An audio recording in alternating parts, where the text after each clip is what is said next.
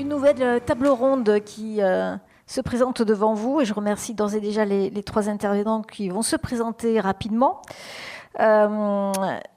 L'intitulé de la table ronde, comme vous le voyez écrit au-dessus, une adaptation à l'accélération des crises est-elle possible ? Les crises se succèdent, qu'elles soient climatiques, sanitaires, sociales, on en a parlé un petit peu tout à l'heure. Et le principe de la polycrise, des crises qui se succèdent et qui prennent toujours en ampleur, en intensité, en fréquence, pose des problèmes évidemment aux communes, aux citoyens que nous sommes les uns les autres. Et pour préparer cette table ronde, je suis allée voir un petit peu la réalité du contexte des crises climatiques, notamment sur un site qui s'appelle GeoRisque. Et je vous partage quelques informations que j'ai trouvées qui me semblent très intéressantes. 64% des Français de métropole résidant dans des communes exposées au risque d'inondation n'ont pas conscience d'être exposés à un risque. 64% des personnes n'ont pas conscience d'être exposées à un risque d'inondation. Deuxième information que j'ai trouvée très intéressante, me semble-t-il, 6000 communes en moyenne font l'objet chaque année en France d'une reconnaissance d'état de catastrophe naturelle. 6000 communes en France, chaque année. Autre information que je vous partage, 49,9 milliards d'euros, donc 50 milliards d'euros, d'indemnisation ont été versés par les assureurs au titre de la garantie catastrophe naturelle en 20 ans, sur la période 82-2022. 50 milliards d'euros. Et puis peut-être deux autres, 18 millions et demi de Français résident dans des zones susceptibles d'être inondées. Il y a des inondations en France en ce moment du côté sud-est. 18 millions de Français sont susceptibles d'être inondés par un débordement des cours d'eau. Et en parallèle, 1,5 million de Français sont exposés au phénomène de subversion marine. Voilà. On pourrait en dire beaucoup d'autres. Des éléments que j'ai trouvés sur ce site que j'ai trouvé très intéressants. Et donc, nous avons la chance d'avoir trois intervenants avec nous qui ont des profils complémentaires. Je vais leur demander de se présenter très rapidement, 1 minute peut-être chacun, et puis après, on ira dans le fond de la table ronde avec 4 parties différentes, et si on peut, on laissera un peu de temps aux questions à la fin. Alors, on commence par Alain Chrétien, peut-être ? Bonsoir à toutes et à tous. Oui, Alain Chrétien, je suis maire de Vesoul, c'est la préfecture de la Haute-Saône, en Franche-Comté, bien au nord d'ici. Ça fait 25 ans que je suis élu à différents postes départementaux, intercommunalités, communes. J'étais parlementaire aussi. Et donc, ça fait 25 ans que je vois évoluer le rôle du maire, le rôle des élus locaux dans la gestion quotidienne et donc la gestion des risques. Merci beaucoup. Alix Roumaniac. Oui, donc Alix Roumaniac, je dirige donc une société qui s'appelle Predix Service, qui est filiale de Météo France, Airbus et BRL, que j'ai créée maintenant il y a un peu plus de 20 ans. Et donc ça fait également plus de 20 ans que je suis l'évolution des risques, on le verra tout à l'heure, bien sûr dans la région, en France, mais aussi à l'international. Merci beaucoup. Et le colonel Éric Vial ? Oui, bonsoir. Donc, je suis le colonel Éric Vial, je suis le directeur adjoint du service départemental d'incendie et de secours de l'Hérault. Et ça fait moi aussi 25 ans que je suis sapeur-pompier professionnel en fait, dans différents départements du sud de la France, donc Vaucluse, Gard, Tarn et Hérault maintenant. Merci. Après cette brève présentation de chacun des intervenants, on va rentrer dans la première des mini-tables rondes, on va dire, qui s'intitule « Comprendre la réalité des crises actuelles ». On va commencer par vous, Alain Chrétien, si vous voulez bien. Donc vous êtes maire de Vesoul, vous le disiez, une ville qu'on pourrait qualifier de moyenne. En quoi ces crises climatiques, sanitaires, ont-elles changé la manière de gérer votre collectivité au quotidien ? Eh bien, effectivement, en 25 ans, on a vraiment changé de modèle. Il y a 25 ans, les crises, elles étaient ponctuelles, accidentelles, exceptionnelles dans leur fréquence. Et on ne les redoutait pas parce que, un, on ne s'y attendait pas, et deux, une fois qu'elles s'étaient produites, on se disait qu'elles ne reviendraient pas avant 30, 40 ou 50 ans, et que c'était exceptionnel et accidentel, et que ça ne nécessitait pas qu'on se remette en cause, et on était dans le curatif, dans le thérapeutique, et pas dans l'anticipation ni dans la prévention. En 25 ans, effectivement, le modèle a complètement changé et on est passé de cette thérapie et de ce curatif à l'anticipation et au préventif. Vous avez évoqué les 50 milliards qui ont été remboursés par les assureurs en presque 50 ans. Il faut dire que pendant de nombreuses années, c'était 1 milliard par an. Donc c'était, entre guillemets, quasiment rien par rapport aux chiffres qu'on évoquait tout à l'heure. En 2022, ça a été 20 milliards. Donc une seule année, c'est quasiment la moitié de ce qui a été remboursé en 40 ans. Je parle sous le contrôle des experts qui le savent mieux que moi. Ça veut donc dire qu'on assiste à une courbe quasi exponentielle des dégâts climatiques. Et comme vous avez évoqué 62% de citoyens qui ne se sentent pas concernés par le sujet, eh bien les élus locaux ne se sentaient pas non plus concernés par le sujet, parce que finalement les inondations, on les voyait au Bangladesh, les feux de forêt, on les voyait en Amazonie, et on se disait, parfois ça brûle dans le Var, un coup de Canadair et on n'en parle plus. Et tout ça, c'est derrière nous. Et en tant que maire, nous avons la responsabilité, mon colonel, de la protection des populations. Puisque en tant que maire, nous agissons aussi au nom de l'État, en prenant des mesures de police administrative pour interdire l'accès à certains sites, pour interdire l'accès à certaines routes, pour justement éviter les victimes. Et comme on l'a vu dernièrement, malheureusement, on ne peut pas toujours les éviter. Donc on fait face à un changement de modèle total, en termes de fréquence des événements, en termes d'ampleur des événements, et en termes financiers, parce que vous l'avez vu, là aussi, et on en parlera tout à l'heure, ça pose des questions et des conséquences sur l'assurabilité et la soutenabilité du modèle financier de protection des populations.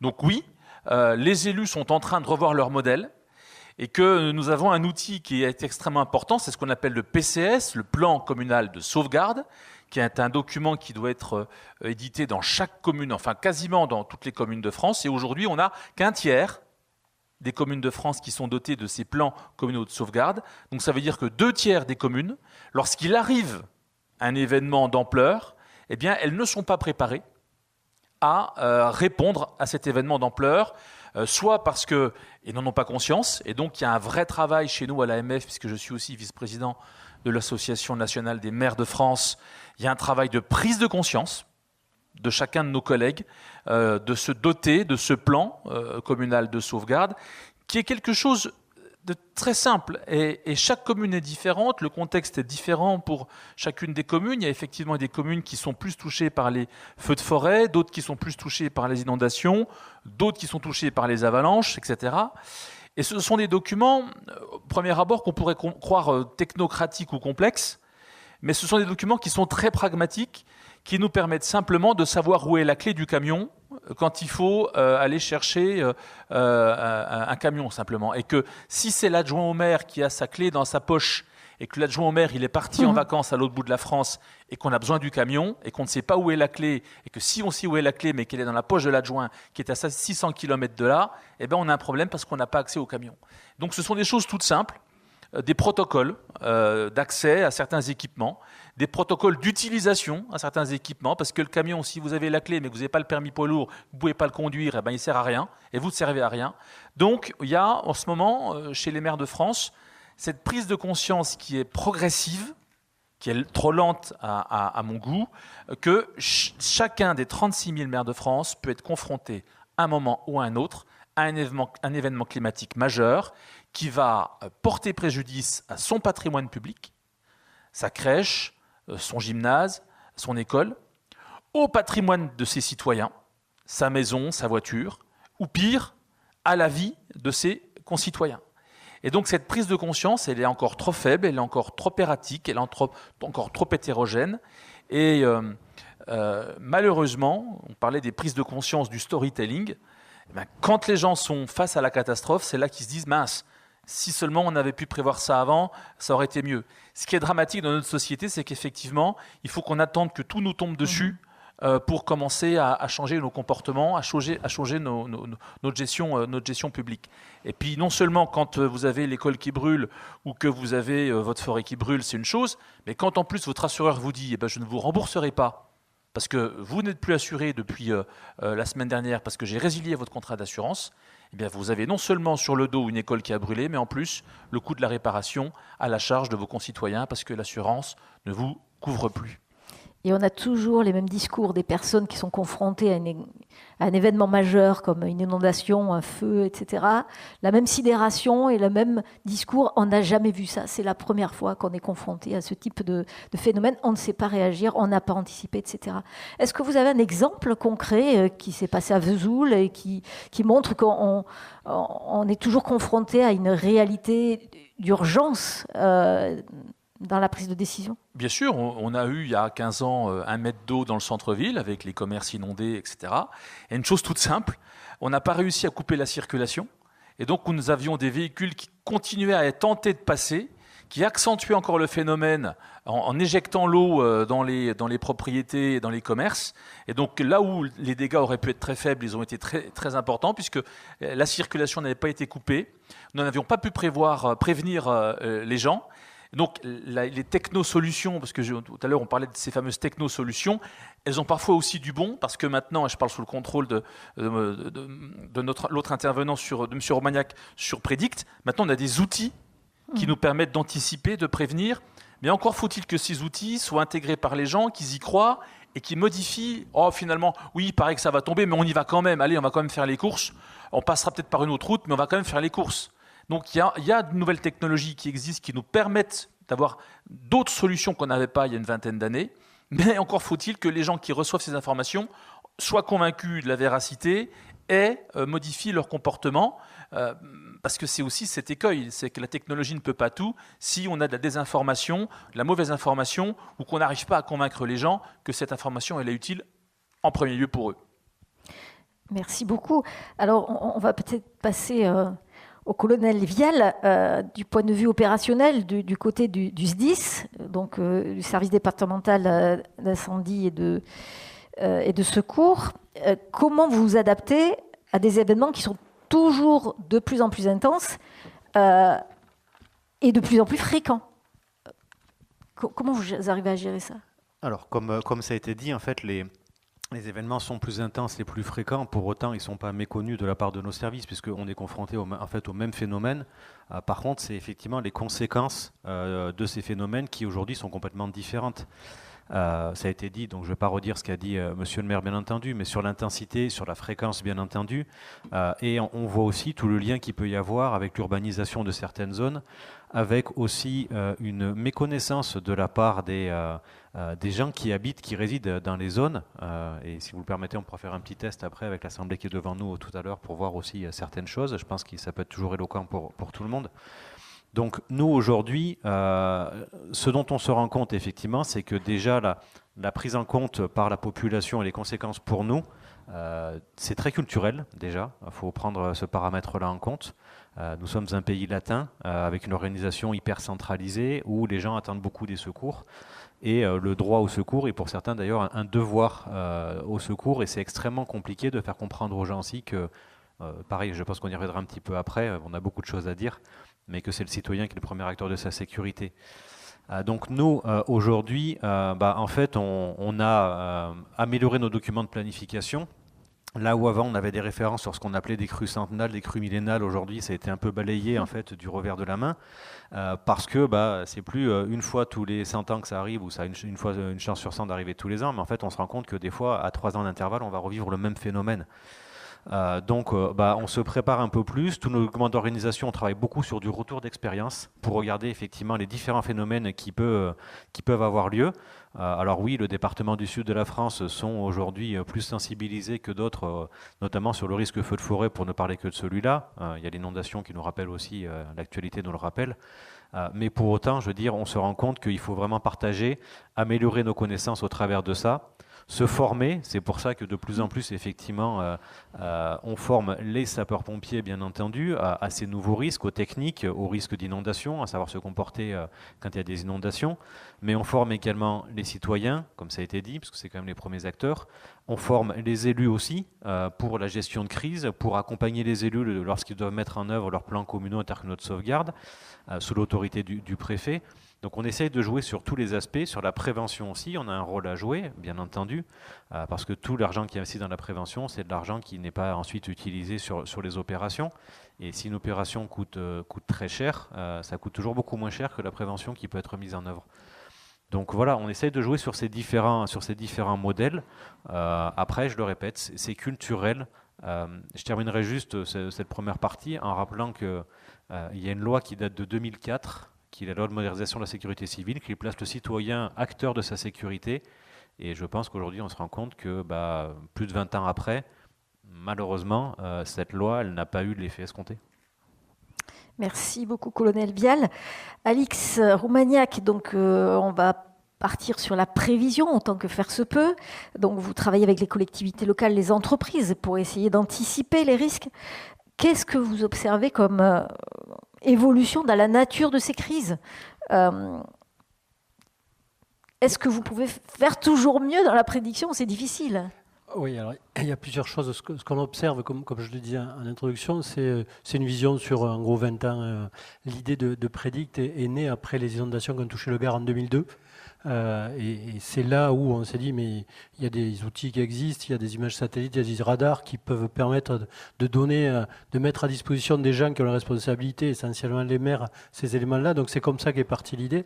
Et on a travaillé avec 3 communes en 2003, qui sont devenues 10, qui sont devenues 100. Et aujourd'hui, il y a plus de 20 000 communes françaises qui utilisent les outils qu'on met à disposition. On en parlera tout à l'heure, notamment grâce au partenariat avec les assureurs. Et donc sur 20 ans, on voit plusieurs choses évoluer.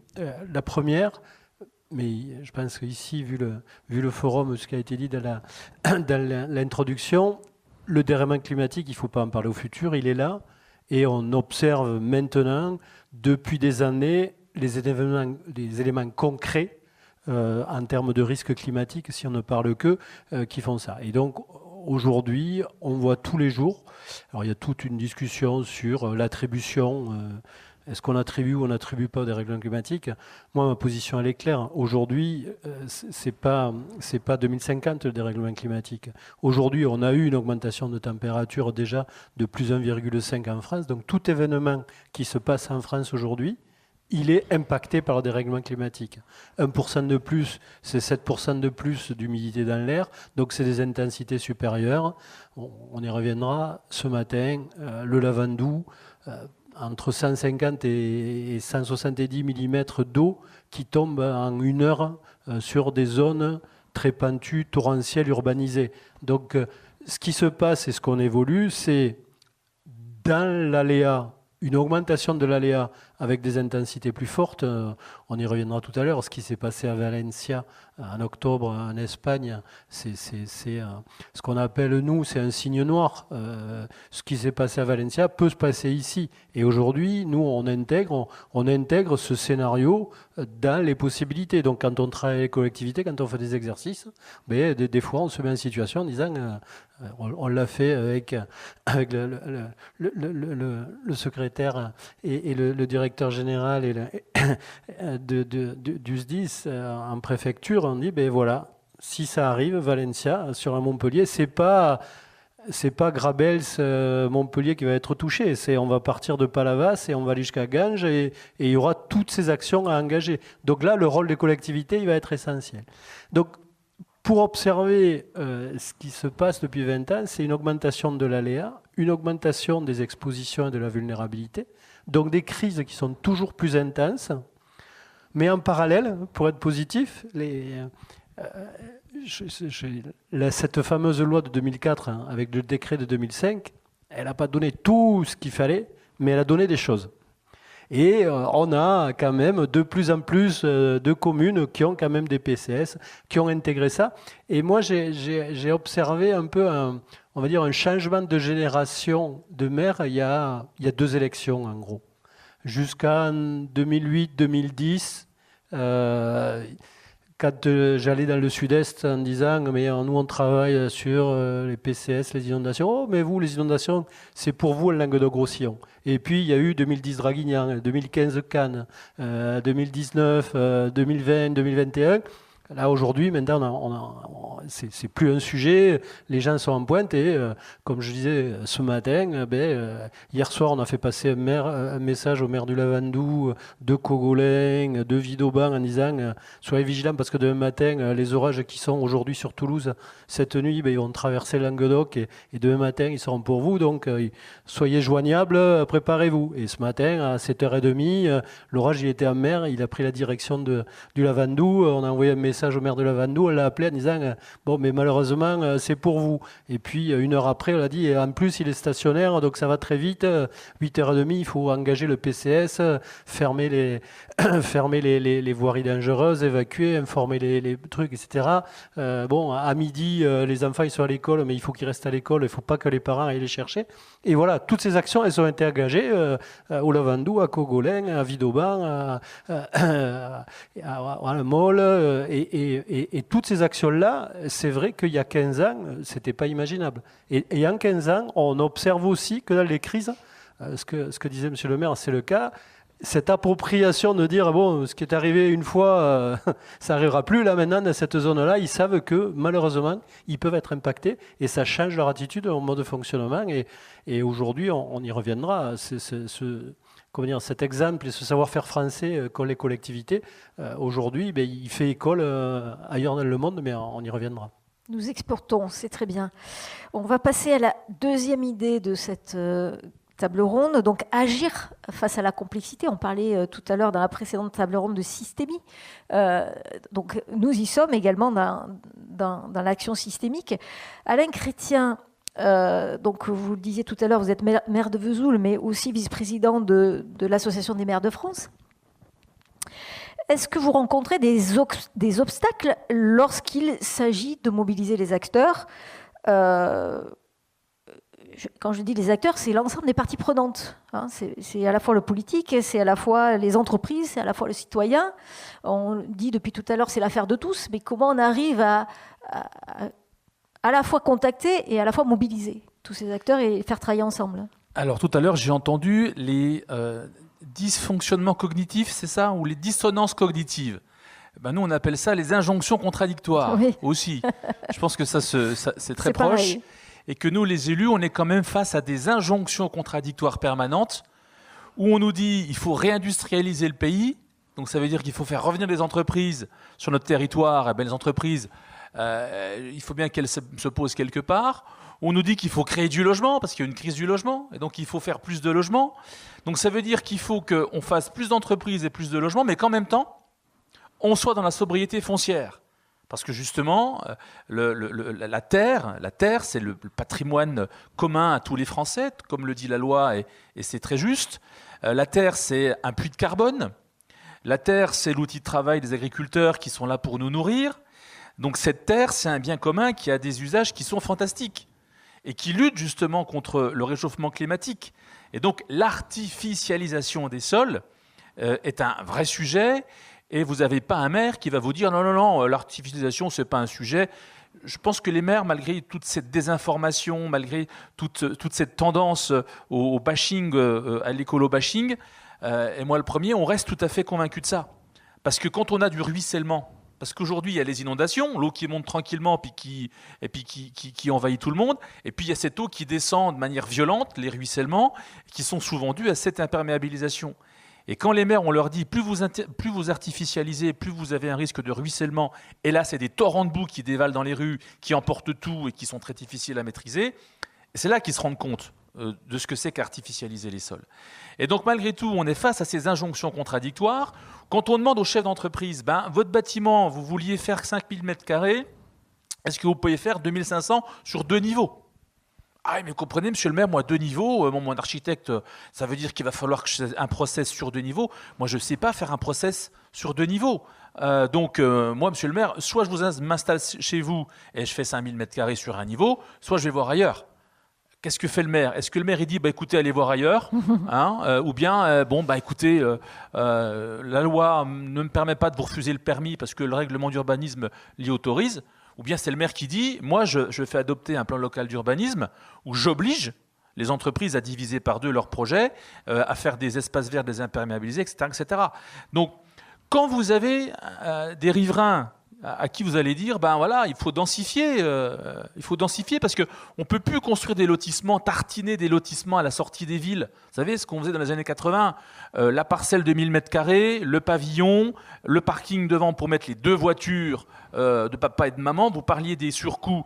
Ça coûte moins cher d'habiter en centre-ville parce que vous économisez une voiture, vous ne tournez pas autour des giratoires. Moi, vous savez, je dis qu'un centre-ville qui fonctionne bien, c'est un centre-ville où on habite, où on travaille et où on consomme. Et on n'a pas besoin de voiture. Et chacun d'entre vous, vous savez combien vous coûte une voiture. Mais quand vous êtes à la campagne, certes, vous payez quasiment pas de taxes foncières, beaucoup moins qu'en ville, mais vous avez une deuxième bagnole. Sinon, vous ne vous en sortez pas. Donc ça veut dire qu'il faut aussi qu'on réinvestisse les centres-villes, qu'on fasse de la densité. Mais quand vous dites à un riverain, vous allez avoir un immeuble de 5 étages en face de chez vous, parce que vous comprenez, il faut densifier le réchauffement climatique, les ours polaires, l'Amazonie qui brûle. Écoutez, monsieur le maire, les ours polaires et l'Amazonie qui brûlent, je m'en fous. Moi, je veux pas avoir un immeuble de 5 étages devant chez moi. Donc ça aussi, il faut avoir le courage de tenir ces messages-là, parce que on a tous envie de se faire réélire, parce qu'on est tous passionnés par ce qu'on fait. Et on a, nous aussi même, cette injonction contradictoire, de manière idéologique, on a envie de participer à cette lutte contre le réchauffement climatique, mais on a aussi envie de continuer à lutter et donc d'être réélu. Et tout en étant réélu, il faut justement obliger le chef d'entreprise à faire moins grand, obliger le riverain à accepter plus de densification autour de chez lui, et bien même si on lui dit qu'on va agrandir le parc d'à côté, on aura du mal de le convaincre. Donc emmener tout le monde dans cette lutte contre le réchauffement climatique, dans cette lutte pour la biodiversité, là aussi, pour la biodiversité, quand vous expliquez aux gens que vous ne tondez plus comme un green de golf pour que les graminées puissent servir etc. Mais même chez le maire, votre ville elle est en friche, vous n'entretenez pas la ville, rien n'est entretenu. Il dit écoutez, non, on fait de la fauche tardive parce que justement ça participe au retour de la biodiversité. Alors c'est monsieur le maire, la biodiversité entre les guêpes, etc. Si, c'est la biodiversité. Donc quel que soit, j'imagine, moi je transcende les clivages politiques parce que je pense que c'est des sujets qui nous concernent tous. Il faut quand même un certain courage pour faire passer ces messages-là. Voilà. Donc nous sommes confrontés à ces injonctions contradictoires permanentes et il faut tenir le cap, il faut tenir bon. Et effectivement, quand vous avez un message national qui dit l'écologie ça suffit, il faut revenir à la compétitivité et qu'on oppose tout ça, ça nous fragilise nous dans les arguments qu'on peut avoir vis-à-vis de nos collègues et vis-à-vis de la population. Merci beaucoup. Alors, vous pouvez applaudir si vous le souhaitez. Alix Romagnac, donc Predict, le nom de l'entreprise veut tout dire. On est dans la prédiction et dans l'anticipation, prévenir les effets de crise. Mais au fond, est-ce qu'on y arrive et est-ce qu'on n'est pas toujours condamné à être dans l'urgence ? Parce que les événements le montrent. L'exemple que vous avez donné de ce matin, même s'il y a de la prédiction, il y a aussi de l'action dans l'urgence. Et l'urgence amène de l'urgence, qui amène de l'urgence, etc. Est-ce que c'est une course vers l'urgence en continu ? Alors c'est toujours une course. Quand l'événement arrive, il faut être là, il faut anticiper. Je l'ai dit tout à l'heure, ce qu'on a fait depuis 20 ans ici avec tous les élus, etc., c'est une référence. Aujourd'hui, au niveau mondial, il y a un peu plus de 2 ans, le secrétaire général des Nations Unies a fait le constat que dans le monde, moins d'un pays sur 2 sur la planète dispose de ce qu'on appelle un système d'alerte précoce. Et il a dit aujourd'hui, avec le dérèglement climatique, l'augmentation des événements partout dans le monde, au Brésil, en Argentine, aux États-Unis, il faut que dans 5 ans, tout citoyen du globe soit couvert par un système d'alerte précoce. Et donc, il a lancé un gros projet par les Nations Unies qui s'appelle Early Warning for All, l'alerte précoce pour tous. Et il a demandé à ces organismes, Nations Unies, Organisation mondiale de la météo, la Banque mondiale, le Fonds vert, de lancer tous des programmes pour aider tous les pays à progresser. Et donc, on a eu l'occasion de se croiser. J'ai croisé sa représentante spéciale en matière des risques, qui est une japonaise, à la COP27 à Sharm el-Sheikh. Et quand elle a découvert ce qu'on faisait, elle a pris 1 heure pendant la COP en bilatéral pour dire mais ce que vous faites, c'est exactement ce qu'on veut faire à l'échelle de la planète. Et l'alerte précoce, c'est pas un message et puis on court. C'est basé sur 4 piliers. Pour être efficace en gestion de crise, 1, connaître le risque. Il faut faire un diagnostic, bien connaître le risque, poser les scénarios, que ce soit les zonages de zones inondables, que ce soit les zonages de feu, sur tous les aléas, on peut appliquer ça. 2e, parce que alors on le verra tout à l'heure, les Nations Unies le mettent en 4e, nous on le remonte en 2e, c'est ce qu'on appelle la préparation, le preparedness. En anglais, donc, premier pilier, understanding risk, 2, preparedness. Alors, préparation, et il y a une petite ambiguïté parce que les Nations Unies disent préparation, réponse. Il y a une différence entre la réponse et la sauvegarde. Et effectivement, il y a une culture dans toutes les sécurités civiles dans le monde pour faire de la réponse, c'est-à-dire quand ça arrive, j'interviens. Et on en parlera peut-être tout à l'heure, ce qui s'est passé à Valencia, c'est ça. C'est-à-dire que la sauvegarde, le travail que font les maires à froid, et c'est là où je dis il ne faut pas toujours courir, la préparation, ça se prépare à froid. Et quand à froid, on se prépare en disant, bon, si ça m'arrive, qu'est-ce que je fais ? Où sont les clés de camion, mais comment je mobilise, comment je monte en puissance petit à petit. Et cette phase de préparation, elle est essentielle. Et c'est ça, la loi de modernisation de la sécurité, le PCS, c'est cette phase de préparation. Et puis les 2 derniers piliers, c'est monitorer, suivre. C'est ce qu'on présentait. Aujourd'hui, on a capacité à avoir des outils où, à la minute, au kilomètre carré, on a l'impact de foudre à la seconde. Hier, les grelons de Revel, 1 heure avant, on a envoyé des SMS aux personnes en disant attention, il y a un orage avec de la grosse grêle, rentrez vos voitures, etc. Donc ça, c'est le monitoring qui permet ces envois de messages. C'est le 4e pilier, la dissémination.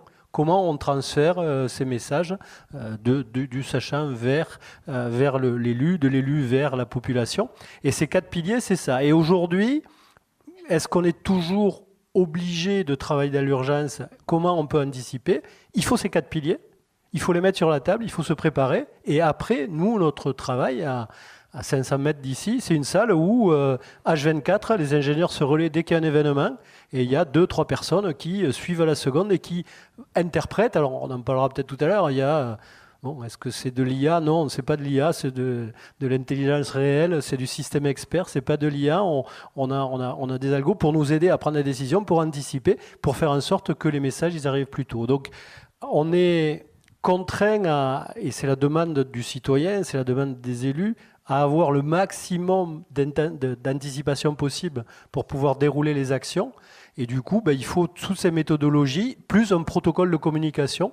Donc, on envoie au maire la veille, soyez vigilants, parce que demain, il est possible qu'il se passe ça. Ce voyez vigilant, il est un peu large. Ça veut dire, je vérifie la disponibilité des équipes, je me dis, bon, voilà, est-ce que je me prépare, etc. Et puis, quand ça arrive, nous, les équipes disaient, bon, maintenant, c'est le moment, mobilisez-vous. Donc, hier, des 200 communes de tout le littoral, parce que l'orage devait facturer, on en a retenu que 10 en disant, maintenant, c'est le moment de se mobiliser. Et puis, dans ces 10, après, 1 heure après, il y en a 3 où on dit, là, maintenant, il faut... Et donc, c'est ce travail de descente d'échelle, avec le plus d'anticipation possible, c'est ce que l'on fait, c'est ce qu'il faut faire.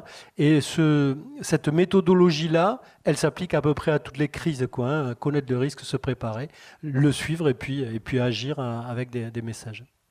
D'accord, j'imagine qu'il y a de la formation, de l'information, mais aussi de la formation, comme vous le disiez tout à l'heure, avec des exercices grandeur réelle. Oui, tout à fait. Ça fait partie de cette phase de préparation. Il y a à la fois la préparation physique, de faire les documents, de rédiger ses procédures, de faire les cartographies pour savoir où et quoi, etc.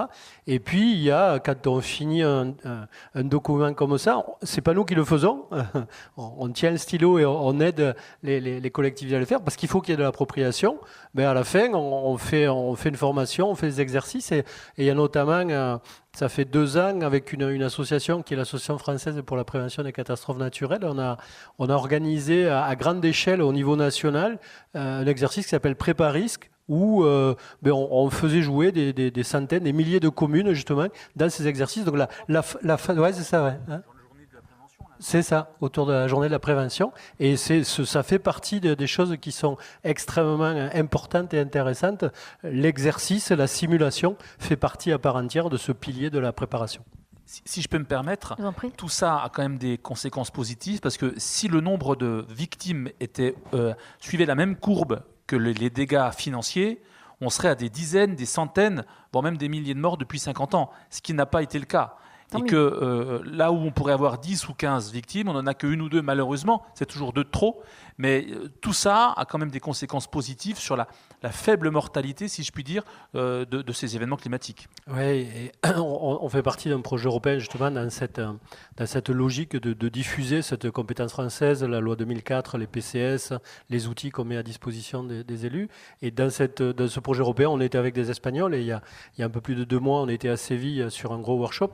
Ils ont fait le retour d'expérience de Séville et les sécurités sévillaises espagnoles, des mois après, avaient encore le trémolo dans la voix quand on voit le nombre de catastrophes. Et quand on fait l'analyse, Séville, une prévision météo avec une vigilance rouge le matin, ils connaissent les zones inondables. En fait, ce qui a manqué, c'est l'implication des élus, les plans communaux de sauvegarde. Ils n'ont pas eu la fameuse loi de 2004, ce transfert de responsabilité et cette non-réponse à une échelle locale.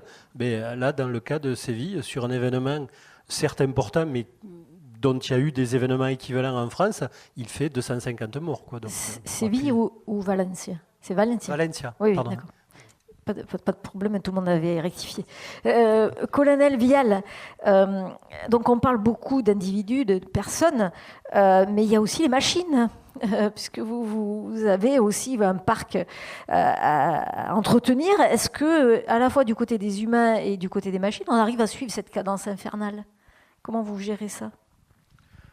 Alors, la cadence n'est pas si infernale que ça, parce qu'il faut le voir sur un temps un peu plus long, effectivement, ça a été dit, c'est sur en gros une génération qu'on a vu l'augmentation des crises, et le modèle de sécurité civile en France est quand même extrêmement résilient, basé sur du volontariat, avec beaucoup d'engagement. J'en profite pour dire, si jamais il y a des candidats ici, engagez-vous, il n'y a pas de souci, on vous accueillera à bras ouverts. J'ai passé mon message. Mais aujourd'hui, on a des effectifs humains qui ont tendance à stagner, en fait, notamment dans le domaine du volontariat. Non pas parce qu'il y a moins de monde qui vient, mais parce qu'on a une durée d'engagement qui est plus faible en fait, de la part des gens. Donc là où les gens, avant, quelqu'un qui s'engageait sapeur-pompier volontaire, l'était en gros pour une vingtaine d'années, c'était souvent en plus un attachement très fort, notamment dans les zones rurales, voire parfois un sacerdoce familial. Les gens étaient sapeurs-pompiers de père en fils, le grand-père, parce que c'était très masculin à l'époque. Aujourd'hui, c'est beaucoup plus féminisé, donc il n'y a plus aussi cette limite qui était mise à une certaine époque. Aujourd'hui, les durées d'engagement sont plus de l'ordre de 8-10 ans. C'est ce qui fait qu'en fait, les effectifs, on est à peine repassé au-delà des 200 000 sapeurs-pompiers volontaires en France, alors qu'effectivement, la population sur les 25 dernières années a augmenté de plusieurs millions d'habitants dans le pays. Les effectifs ensuite humains, pompiers professionnels ou autres, ont continué à croître. Alors après, est-ce qu'ils croissent aussi vite que les risques? Effectivement, il y a des injonctions contradictoires qu'on pourrait avoir, monsieur le maire, effectivement, de demander plus de sécurité, mais sans que les moyens augmentent forcément plus, parce que on a des contraintes budgétaires aussi qui sont là, donc on est obligé de s'adapter à ça. Mais il faut savoir que globalement, la sécurité civile française, elle est ancrée depuis très très longtemps dans le territoire. Il y a un vrai attachement aujourd'hui entre les élus locaux, notamment les maires, et les sapeurs-pompiers, et c'est un modèle qui fonctionne très très bien. Contrairement effectivement à nos autres moyens, et sans vouloir faire le procès de qui que ce soit ici, on se rend compte de ce qui s'est passé effectivement à Valence. Les limites du système, c'est parce que leur modèle de sécurité civile est complètement différent du nôtre, et ils ont une ressource humaine qui en fait, pardonnez-moi l'expression, mais se tarit très vite parce qu'il n'y a pas l'engagement volontaire en fait qu'il peut y avoir derrière. Donc aujourd'hui, nous, on y arrive. Maintenant, effectivement, vu l'augmentation des risques, vu aussi le phénomène que l'on peut avoir d'individualisation de la société où les gens, effectivement, aujourd'hui, même dans les zones rurales, ne vont plus aider leurs voisins, ne connaissent plus leurs voisins de toute façon, ça revient très rapidement vers nous. Mais globalement, aujourd'hui, on arrive encore à faire face. Pour combien de temps? Le plus longtemps possible, je l'espère. Aujourd'hui, il n'y a pas d'inquiétude à avoir. Maintenant, c'est vrai que les signaux faibles, ils commencent à être présents. Il y a un modèle à faire évoluer. Il y a des contraintes réglementaires qui peuvent peser sur notamment les sapeurs-pompiers volontaires qui peuvent nous inquiéter. Mais globalement, on arrive encore à tenir aujourd'hui du fait de cet engagement citoyen. Pour ce qui est des moyens matériels, ensuite, on a une organisation départementale qui fait que, en fait, dans chaque département, on analyse et on décide d'un niveau de couverture des différents risques. Alors, une nouvelle fois, ça aussi, ça a été fortement mise à mal, j'allais dire, sur ces dernières années, puisque quand en 2022, oui, il y a eu les feux en Gironde, effectivement, qui ont été des feux de grande ampleur et qui ont montré aussi toutes les limites du système, où on a dû faire appel à une véritable solidarité nationale, et où, effectivement, solidarité nationale, voire européenne, puisqu'on a le mécanisme européen de protection civile qui s'est mis en œuvre à ce moment-là, mais les moyens matériels sont présents. Après, effectivement, quand des départements qui n'étaient jusque-là pas ou peu concernés par le feu de forêt, en 2022, ça a brûlé dans le Jura, ça a brûlé dans les Vosges, ça a brûlé aussi les départements en Bretagne. Ça fait plusieurs années qu'on a des feux de forêt dont on parle assez peu, mais qui sont assez importants, de plusieurs centaines, voire milliers d'hectares. J'ai en tête un autre chiffre qui était, lorsque j'étais en 2017 dans le Gard, où l'Oise avait une superficie brûlée plus importante que le Gard en 2017. Enfin, des choses qui sont... Alors, ce n'est pas les mêmes feux, effectivement, mais pour autant, aujourd'hui, on se rend compte que tous les départements de France se dotent de moyens matériels qui permettent de traiter les feux d'espace naturel, des camions feux de forêt, parce que tous y sont confrontés.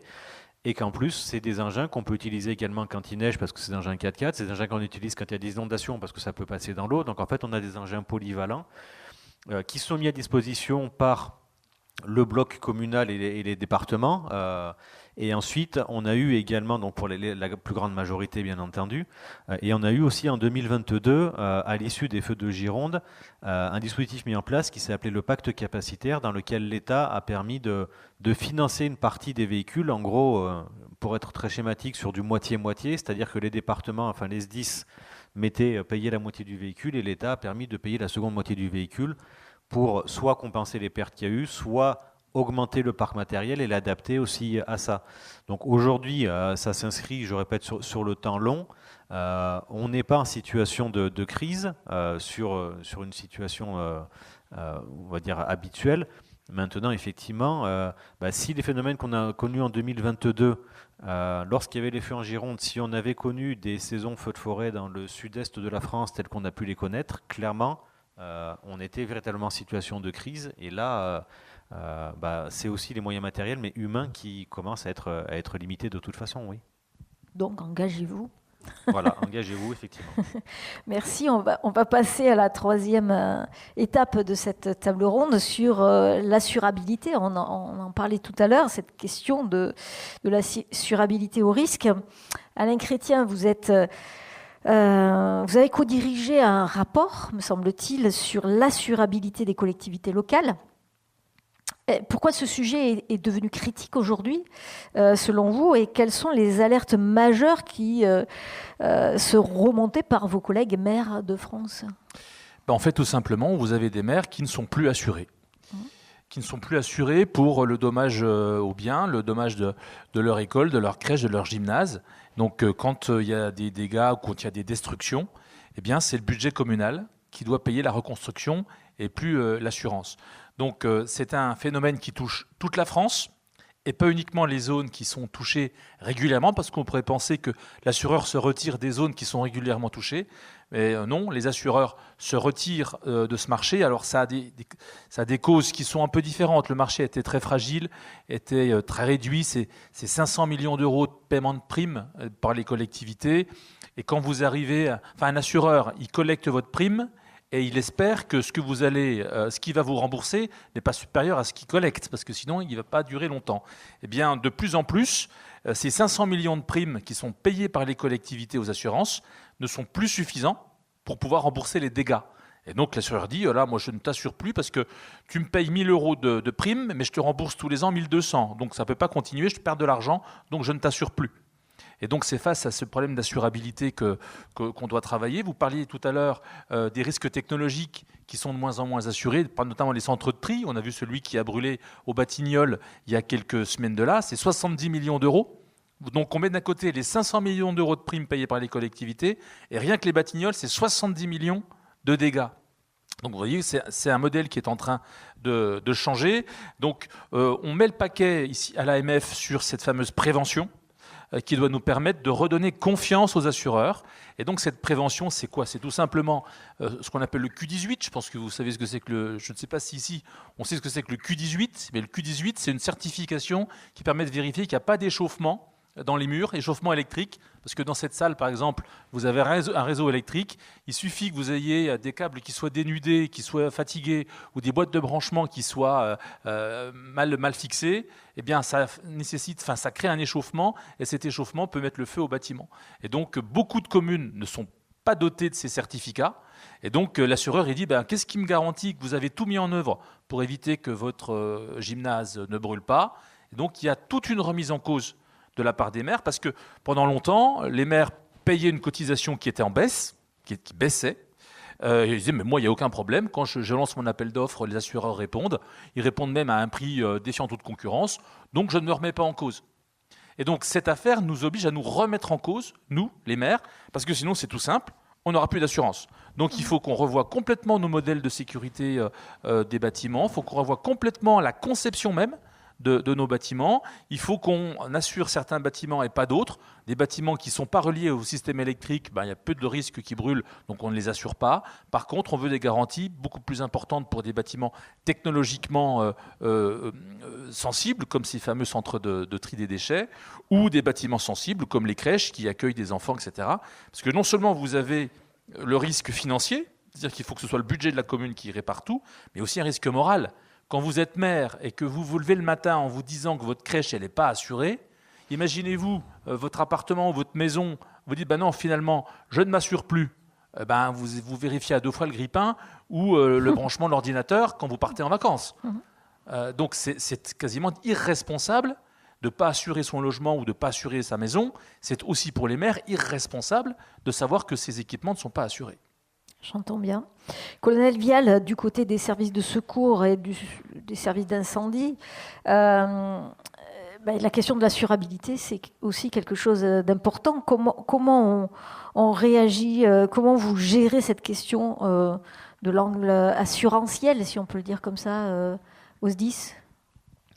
Alors nous, l'angle assurantiel, on l'aborde sur un aspect qui est différent de ce qui vient d'être présenté, puisqu'on parle surtout de la valeur du sauvé. La question est de dire, est-ce qu'on peut vivre dans une société sans secours ? Dans l'absolu, oui, on peut vivre dans une société sans secours. Après, il faut faire le calcul de ce que ça coûte à la société, de ce que ça évite de coûter à la société. Je m'explique, on sait très bien qu'effectivement, l'intervention des secours permet de réduire le coût sociétal des conséquences d'un sinistre, d'un accident, d'une catastrophe, d'un incendie. Aujourd'hui, même sur une intervention courante, quand vous appelez les sapeurs-pompiers parce qu'une personne est en train de faire un arrêt cardiaque sur le bord de la route, qu'on intervient, qu'on sauve cette personne et qu'elle peut après derrière continuer à vivre, c'est plusieurs centaines de milliers, voire millions d'euros qui ont été économisés pour la société. Lorsqu'il y a des inondations, lorsqu'il y a des incendies, on est capable d'estimer ce que l'action des secours a permis de préserver. C'est aussi pour ça que je vais rebondir sur ce que vous disiez tout à l'heure, monsieur le maire. Vous parliez d'un centre-ville dans lequel les gens peuvent vivre, consommer, etc. Je pense qu'il faut intégrer le paramètre aussi que c'est une ville dans laquelle les secours peuvent intervenir sans difficulté. Et que dans les projets urbains aujourd'hui, la difficulté à laquelle on est confronté, nous, c'est qu'on a des zones qui deviennent totalement inaccessibles du fait de la congestion de la circulation ou du fait d'aménagements urbains qui sont mis en œuvre. Et que derrière, ça peut avoir un véritable coût pour effectivement la société et des conséquences malheureusement bâtimentaires mais humaines aussi.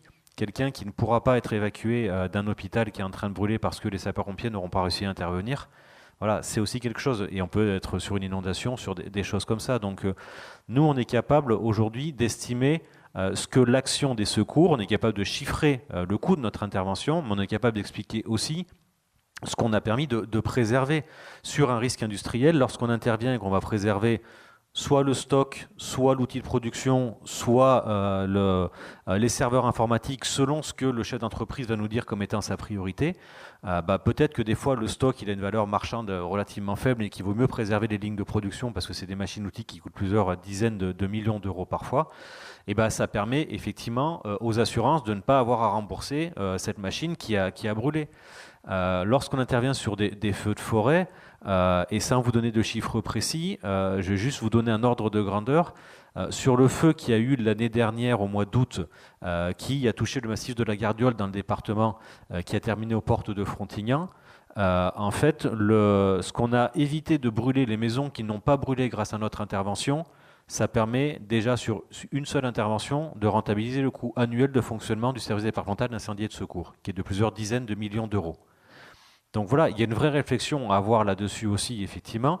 La non-assurabilité peut être problématique, effectivement, sur les conséquences.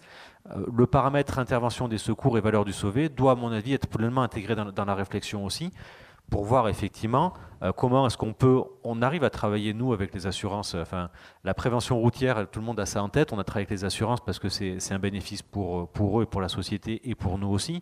Aujourd'hui, sur les risques majeurs, sur les feux de forêt, les inondations, les mouvements de terrain que l'on peut avoir, on essaie de travailler aussi dans ce sens-là, parce que notre intervention permet d'éviter des conséquences extrêmement délétères pour la société. Merci beaucoup. Alix, à votre tour, si vous voulez bien, vous êtes un acteur majeur de la prévention et de la gestion des risques. Quelle place l'assurance, puisqu'on est sur cette question de l'assurance, quelle place devrait-elle avoir dans une stratégie globale de résilience ?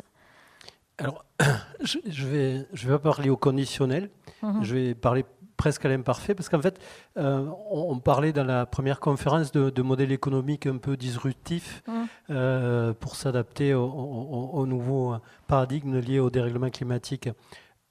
Predict Service est une société privée. Et quand, il y a 20 ans, on a créé une société privée dans ce monde du secours, etc., les gens nous ont regardé un petit peu drôle en disant « mais comment il y a des fois un peu privé égale mal ». Et nous, on est une entreprise où des gens passent des jours et des nuits. Je le dis souvent, on n'a pas de tenue, mais les gens qui travaillent à Predict sont un peu des pompiers sans uniforme, parce que s'ils font ce métier, c'est qu'ils ont envie, ils savent pourquoi ils étaient à 3 heures du matin, c'est pour appeler, c'est pour sauver des vies. Et en fait, donc on se présente comme entreprise citoyenne, et il y a eu quelque chose qui s'est passé juste après la création. On a rencontré le monde de l'assurance. Et dès 2007, puis avec une confirmation de 2011, le plus gros assureur des collectivités, qui est Groupama, pour ne pas le citer, nous a dit, là où vous intervenez, quand moi j'ai un sinistre, mais les conséquences pour moi, elles sont meilleures que quand vous n'intervenez pas. C'est le fameux gain du sauvé. Et il a dit, je vous propose un système, c'est qu'on conventionne, on est partenaire, et moi, je finance le service et je l'offre aux communes qui ont assuré. C'est comme ça que monsieur le maire à côté de moi a un service de Predict qui peut l'aider à faire son PCS, qui jour et nuit le suit, etc. Et il a un service qui est intégré, offert gratuitement par Groupama. Et comme lui, il y a un peu plus de 20 000 communes en France qui font ça. Et les autres assureurs ont dit, attendez, moi je n'assure pas les communes, mais moi j'ai des industriels, j'ai des particuliers sur 5 communes, etc. Et alors on ne va pas les citer parce que c'est AXA, Generali, Groupama, GAN, Matmut. Et aujourd'hui, il y a plus de 25 des gros assureurs français qui nous mènent à disposition les bases de données avec les numéros de portable des biens assurés à tel endroit et qui nous demandent pour leur compte d'envoyer des SMS. Donc, quand on reçoit des SMS de nos signé compagnies Groupama, d'assurance, soyez prudents, etc. Voilà, c'est vous derrière. Ils partent des locaux de Predict. Et c'est des SMS qui sont expertisés. Et quand il y a eu les orages à Saint-Mathieu ou à Sainte-Croix de Cartillargues il y a 2 week-ends, où 1 heure avant on dit attention, orage stationnaire, soyez prudents, mettez-vous en sécurité, respectez les consignes des autorités. C'est signé Groupama, c'est signé AXA, c'est signé GAN, mais ça part de Predict. Et aujourd'hui, 70% de l'activité de Predict est financée grâce à ça. Et donc en fait, quand de temps en temps je tombe sur un fondamentaliste du service public qui dit non mais attendez, parce que vous êtes des privés, vous êtes méchants, la vigilance c'est gratuit, ou Vigicru c'est gratuit. Et là je regarde, je dis nous on n'est pas gratuit, on est plus que gratuit. Alors là il dit mais où je suis tombé, je suis à Marrakech. Et je dis mais non, parce que nous c'est même pas l'impôt qui paie le service public, c'est qu'on empêche de la destruction de valeur et avec les économies, on finance un service de prévention. Et donc ça, c'est un modèle économique très vertueux qui va bien avec notre façon de faire et qui, aujourd'hui, quand j'en parle aux gens de la Banque mondiale, des Nations Unies, etc., ils disent mais waouh, c'est vraiment une piste qui est très intéressante. Donc, aujourd'hui, le monde de l'assurance français prend sur certaines actions des positions, des trucs qui vont dans le bon sens. C'est vrai qu'ils ont mauvaise presse, hein, les assureurs, les banquiers, mais ce qu'il faut savoir, c'est que comme ça a été très bien dit par Monsieur le maire, c'est quoi l'assurance? Je collecte la prime, je la mutualise et je rembourse des sinistres. Si l'équilibre il est rompu, ben, le système il peut plus fonctionner. Donc aujourd'hui, tous les rapports qui sont lancés par l'assurance disent bon, mais il faut travailler là-dessus. Il y a un peu d'augmentation de primes, mais il y a surtout beaucoup de prévention à faire pour en diminuer les conséquences. Et je crois que c'est dans ce sens-là qu'il faut les aider à mettre en œuvre ces systèmes. Merci beaucoup. Oui, je vous en prie. 1 euro d'argent dépensé dans la prévention, ça permet d'économiser combien? Je crois 7 ou 8 euros. Voilà. Donc, quand on met 1 euro dans la prévention, on en économise 8 dans des dégâts qui n'auront pas à être remboursés. On parlait de cercle vertueux. Voilà l'exemple concret. Bravo, messieurs. Alors, on va squeezer peut-être la 4e partie pour laisser de la place aux questions, si vous en avez. Mais je voudrais quand même vous poser à chacun une dernière question avec une réponse courte, si vous voulez bien. À quoi faut-il renoncer? À quoi faut-il tenir pour s'adapter durablement aux crises? Alors, Alain Chrétien, je sens que vous avez envie de parler. Je commence. À quoi faut-il tenir? À notre système? Vous l'avez tous dit, on l'a tous dit. On parle beaucoup des choses qui ne marchent pas en France. Et là, on a un système qui marche très bien. À la fois sécurité civile, sapeurs-pompiers, engagement sur le terrain, coordination de tous les services, outils technologiques. Parce qu'effectivement, l'intelligence artificielle, la technologie, je préfère qu'elle soit mise au service de ce genre de problématiques que de produire des vidéos de chats ou des genres de trucs complètement inutiles. Donc, ce à quoi il faut tenir, c'est tout ce système qui fonctionne bien. Le système CatNat. Le système CatNat, c'est un système qui est unique au monde. Unique au monde. Même en Europe, quand votre maison brûle, vous n'avez plus que vos yeux pour pleurer. Il n'y a quasiment qu'en France où vous arrivez à être totalement indemnisé, y compris de la part de la franchise de l'assurance qui ne vous rembourse pas, parce qu'une franchise, et là, c'est l'État qui la prend en charge. Donc, on a un système qui fonctionne, et c'est justement parce que les risques sont plus importants, parce que les coûts sont plus importants, qu'il faut qu'on tienne à ce système-là et qu'on fasse tout pour qu'il perdure. Et je crois qu'il y a un vrai consensus en France, privé comme public, parce qu'on a besoin du privé pour que ça fonctionne, privé-public pour que ce système fonctionne. Ce à quoi il faut renoncer, moi, vous savez, ma grand-mère me disait souvent « T'en as envie, hein ?» quand je passais devant la boulangerie. « T'en as envie, hein ?» Mais est-ce que tu en as vraiment besoin? Est-ce que tu en as vraiment besoin? Et je pense que, comme on l'a dit aussi, il faut sans doute renoncer à des choses qui sont inutiles, à des choses qui sont pour le confort de court terme, et qu'on ait en tête que la biodiversité, la chaleur des océans, les terres sont des choses qui sont essentielles, et qu'on peut renoncer à des choses très futiles pour conserver ce qui est essentiel. Elle avait raison, notre grand-mère. Alix Roumaniac. Il aurait dû conclure, parce que c'est compliqué de passer derrière. Non, je crois que ça fait un peu plus d'une heure maintenant qu'on vous dit des trucs qui ne sont pas forcément sympas. Les crises augmentent, ça devient de plus en plus grave, etc. Et malgré ce, je reste quelqu'un d'enthousiaste et positif. Donc, ce que j'ai envie de dire, il faut garder l'envie. Il faut garder l'envie, il faut se préparer, il faut s'adapter aux crises, il faut, au-delà des crises, parce que c'est bien de s'adapter, c'est bien de répondre, c'est bien de gérer les crises, mais si on peut, c'est plutôt la première table ronde, inverser le tendanciel pour faire en sorte qu'un jour, on commence à se dire, bon, les crises, on va continuer à en gérer, mais elles vont diminuer maintenant d'intensité. Donc ça rejoint ce qui a été dit. Je crois qu'il faut comprendre ce qui est essentiel dans nos vies. Donc il faut garder ça. Et on a eu l'occasion d'échanger dans un autre contexte. Je suis aussi un fan du rapport Mido et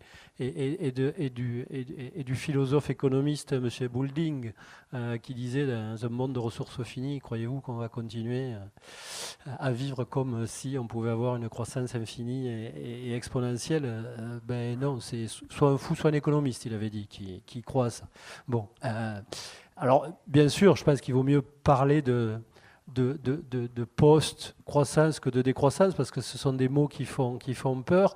La semaine dernière, à l'occasion des 10 ans de la régie, il y avait François Gémet, le climatologue belge, qui a fait une intervention. Il a sorti aussi une étude qui est sortie de la nature, qui rejoint ce que dit. Aujourd'hui, ce qu'on peut voir, c'est que, même si le PIB n'est pas le bon indicateur, qu'au-delà d'un certain niveau de PIB, toute croissance et toute émission de CO2 supplémentaire ne fait pas progresser le bien-être. Et ça doit questionner. Et donc, il ne faut pas mettre des injonctions où on fasse peur à cette jeunesse qui est là, qui a connu le Covid, qui a connu que des interdictions. Si demain on dit arrêtez de voyager, arrêtez de prendre l'avion, il faut tout, arrêter tout. C'est pas comme ça qu'on arrive à gagner ce qui est en face de nous. Je crois qu'il faut faire rêver, et il faut créer l'enthousiasme pour emporter les gens dans ce challenge qui est devant nous, que jamais être humain, depuis que l'être humain existe, n'a face à lui. Il faut qu'il change son mode de vie, qu'il réfléchisse différemment au progrès. Pour faire ça, il faut enthousiasmer. Donc, abandonnons le futile, mais gardons de l'enthousiasme pour les choses qui sont de fond, parce que nos générations futures, elles ont vraiment le droit et elles auront la chance de vivre une vie sur cette belle planète. Merci beaucoup. Le discours très positif de François Gémen, que nous avons eu le plaisir de recevoir à Montpellier Management en septembre 2023. Colonel Vielle. Alors moi, je vais rebondir sur ce que vient de dire Alix, effectivement, parce que j'avais prévu de dire, et ce à quoi il faut renoncer, c'est à l'individualisme et à cette forme de paresse d'esprit qui laisse à penser que la technologie pourra résoudre tous nos problèmes et qu'il suffit de rester assis dans son fauteuil pour que tout arrive et qu'on puisse effectivement ne plus avoir de soucis. Ça, je pense qu'il faut que les gens l'oublient. Il faut que les gens soient bien conscients de l'environnement dans lequel ils évoluent. Replacer les gens acteurs de leur sécurité, c'est ce que je disais, c'est que tout le monde soit bien conscient effectivement des risques auxquels il est exposé dans sa maison, qu'il soit prêt à y faire face, qu'il soit prêt à réagir. Donc c'est à ça qu'il faut renoncer en fait. C'est les services publics, l'État avec un grand E ne pourra pas de toute façon répondre lui seul si jamais tout le monde ne se mobilise pas, si jamais il n'y a pas un réseau associatif, si jamais il n'y a pas tous les acteurs, s'il n'y a pas tous les sachants qui peuvent le faire. Et c'est pas la technologie, je répète, qui pourra répondre à ça. Et ce qu'il faut absolument garder du coup, c'est le pendant de tout ça, c'est notre humanité avec un grand H, parce que voilà, on travaille sur la priorité reste la sauvegarde de la vie humaine, ça a été dit, et c'est cette notion de proximité, ne pas oublier effectivement que les meilleures réponses, elles ne se trouvent pas dans les cénacles bruxellois, strasbourgeois ou parisiens, même elles se trouvent dans la réalité du terrain aussi que l'on peut avoir, parce qu'à chaque territoire, il y a une certaine forme de solution, et que c'est la proximité, c'est le bon sens, même si tout le monde a l'impression d'en être le mieux doté du bon sens. C'est ça qui va nous permettre d'être aujourd'hui les plus réactifs et de pouvoir effectivement éviter les catastrophes, en éviter au moins les conséquences. On ne pourra pas éviter que la pluie elle tombe, on ne pourra pas éviter que la forêt elle brûle, on n'arrivera jamais. Par contre, on peut éviter que quand la forêt brûle ou quand l'eau arrive, il y ait des conséquences, notamment sur les personnes humaines. Voilà, c'est surtout ça, moi, qui me semble le plus important. Merci beaucoup. On termine sur l'humanité avec un grand H, donc c'est parfait. Merci beaucoup, messieurs, pour cette intervention. On va peut-être réserver une ou deux questions, si vous avez. Allez, c'est parti. Deux mains qui se sont levées, donc ce seront les deux questions. Bonjour, merci beaucoup pour vos interventions. Vous avez dit que on entend souvent en fait que 1 euro investi dans l'adaptation, dans la prévention des risques, c'est très rentable. Et pourtant, on voit des budgets qui diminuent. On voit, vous avez dit, les secours qui ont moins de moyens qu'avant, qui doivent s'adapter. Selon vous, c'est quoi les blocages principaux à débloquer des vrais budgets qui apparemment sont très rentables pour la prévention des risques ?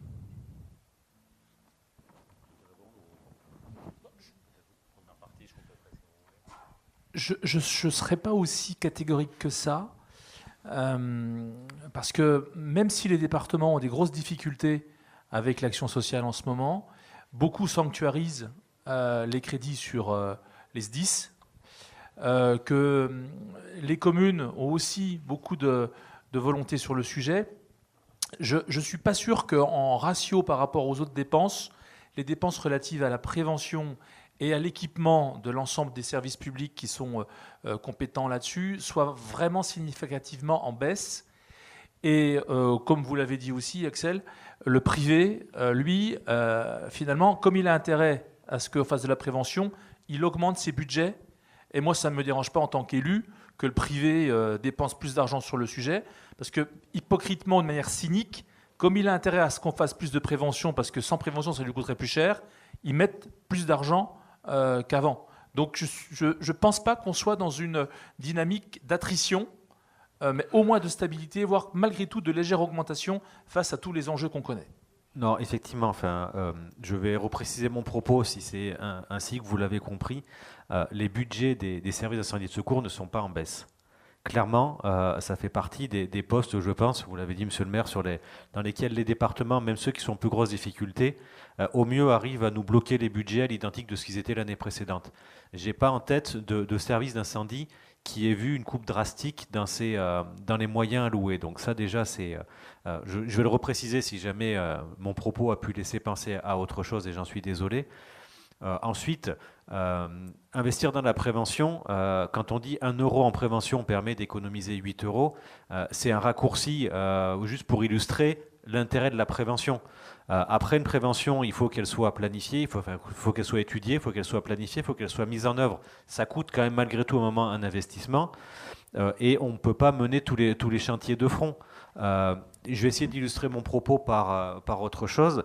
La prévention incendie, la sécurité incendie dans les établissements recevant du public tels que nous le sommes là, elle a évolué aussi au fil de la réglementation et au fil des catastrophes. Il a fallu qu'on ait des centaines de morts par endroit pour que ça évolue.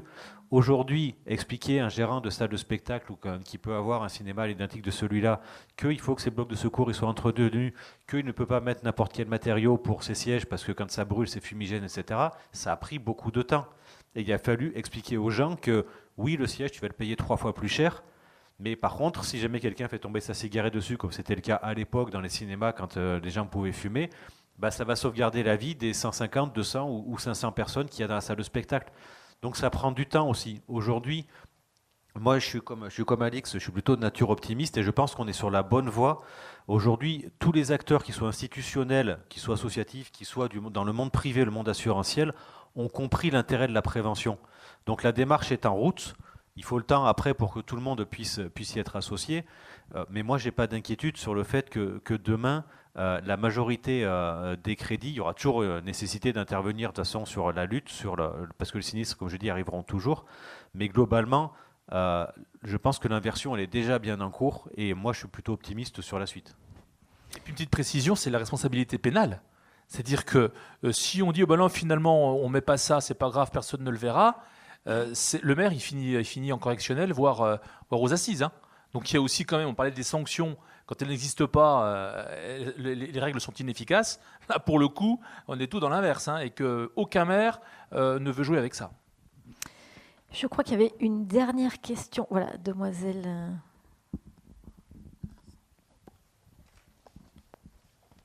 Qui va arriver en premier?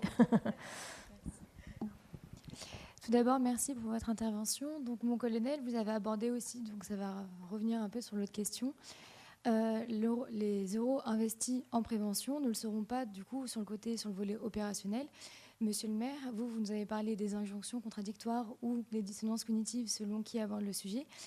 Dans ces cas-là, comment on explique que la plupart des élus actuellement ne réfléchissent qu'à court terme, qu'à moyen terme en fonction de leur mandat, et participent plus à investir sur l'atténuation des changements climatiques et pas sur l'adaptation des changements climatiques, alors qu'on connaît la différence des prix et à long terme, justement, sur toute une collectivité? Je ne généraliserai pas en disant que tous les élus ne pensent qu'à leur réélection du mandat suivant. Il y en a sans doute. Mais honnêtement, nous sommes tous les élus en charge d'un territoire et on a quand même le souci de pouvoir proposer à nos populations, parce qu'elles aussi, elles nous le demandent maintenant, de penser plus loin. Et il faut qu'on leur réponde concrètement à ça. Monsieur le maire, qu'est-ce que vous faites pour les générations futures? Qu'est-ce que vous faites pour que nos enfants vivent dans un monde meilleur ou en tout cas plus vivable? Et que à l'AMF, par exemple, j'en ai aucun qui me dit, moi, la sobriété foncière, je m'en fous, je bétonne. Ou un qui me dit, de toute façon, moi, la biodiversité, il y a suffisamment d'arbres en France pour éviter que... Non, parce que nous sommes de plus en plus sous pression de nos concitoyens qui nous demandent, lors des réunions publiques, lors des campagnes électorales, qu'est-ce que vous faites pour les générations futures?